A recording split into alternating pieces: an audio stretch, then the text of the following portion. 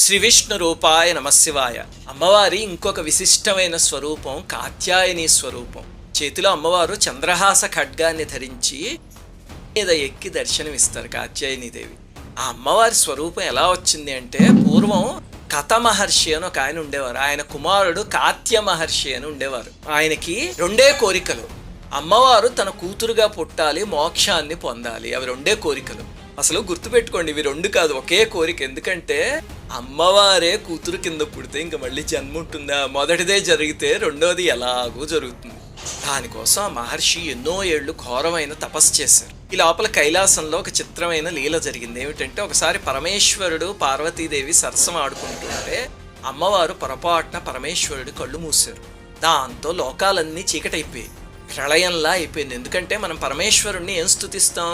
వందే సూర్య శశాంకవన్నినయనం వందే ముకుంద ప్రియం అంటాం కదా.